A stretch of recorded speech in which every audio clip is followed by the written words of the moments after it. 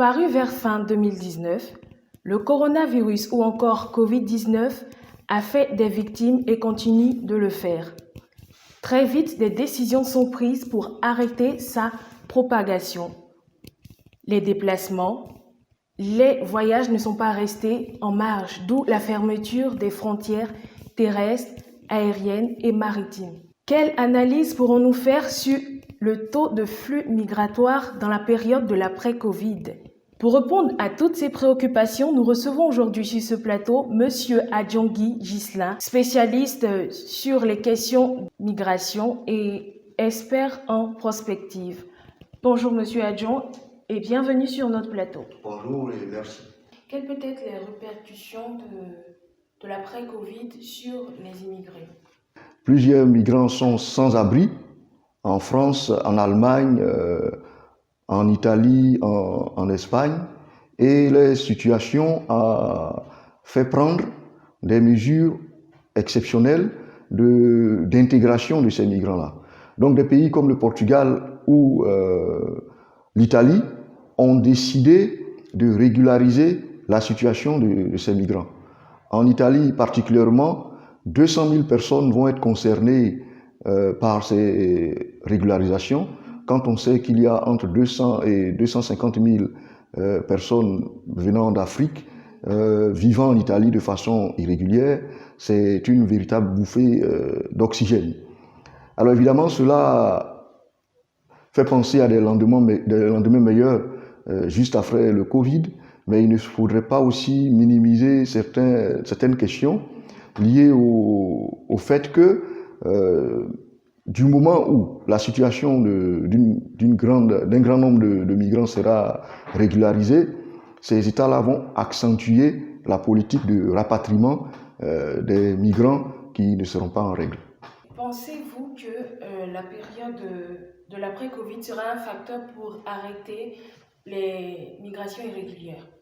Nous savons que l'une des causes de l'émigration vers l'Europe est la recherche d'une situation professionnelle, de conditions de vie meilleures. Il est évident que les migrations irrégulières vont repartir à moyen terme après le Covid, parce que les situations de précarité en Afrique vont s'accentuer. Il faut déjà penser peut-être à des plans pour le maintien de ces candidats à l'émigration vers l'Europe. Vu les dégâts que la Covid a eu sur les pays, la plupart des pays de l'Europe et d'Amérique, est-ce que les migrations plutôt Europe-Afrique n'auront pas l'effet contraire quand on sait que les Africains avaient le taux le plus élevé bien avant? Ok, d'abord une petite précision, les Africains n'ont pas le taux le plus élevé de migration irrégulière vers l'Europe. Voilà, il y a un matraquage médiatique qui souvent est teinté de racisme, qui donne l'impression que les Africains sont majoritaires dans ces mouvements migratoires irréguliers vers l'Europe. En réalité, ceux qui détiennent les records de ces migrations irrégulières viennent de pays tels que le Pakistan, le Yémen en crise, l'Afghanistan, la Syrie. Ceci étant, la crise n'est pas une crise qui affecte uniquement l'Occident. L'Afrique étant elle aussi en crise, le chômage va s'accentuer en Afrique et donc va pousser des milliers de jeunes Africains à tenter l'aventure de la Méditerranée.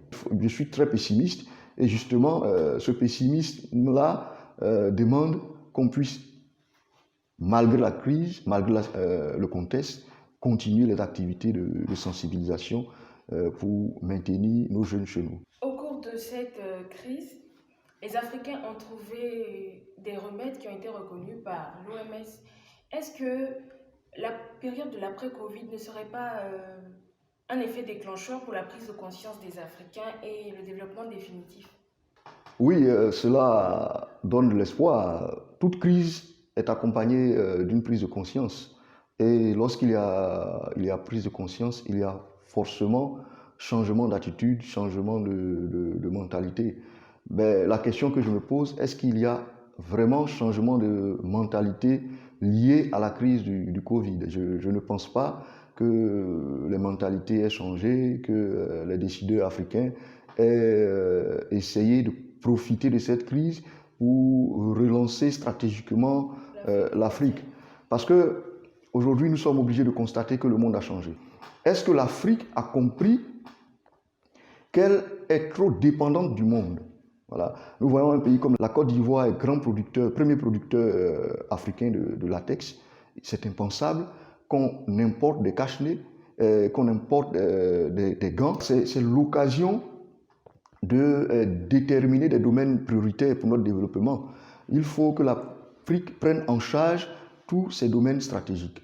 Aujourd'hui, la crise du Covid a montré que le domaine médical, le domaine paramédical est un domaine stratégique et qu'on ne peut pas se développer en délocalisant la production de seringues, de cache-nez, de gants. Il faut que l'Afrique aussi en prenne conscience, là, parce que le monde va changer après Covid. Notre émission tire malheureusement à sa fin. Bon.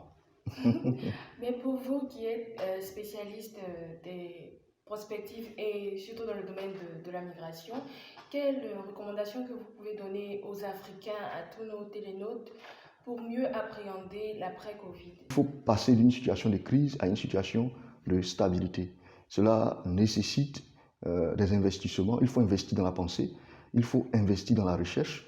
Parce que au moment où l'Occident est en train de créer des remèdes, en train de créer des vaccins, l'Afrique attend tranquillement qu'un jour l'OMS vienne livrer le vaccin. Non, ce n'est pas la bonne manière de faire les choses. L'Afrique doit accepter de financer son développement.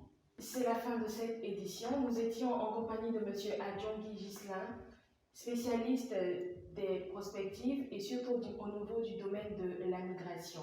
Nous avons échangé aujourd'hui sur le thème l'après-Covid et les migrations Afrique-Europe. Merci de nous avoir suivis et bonne suite de programme sur OSTV.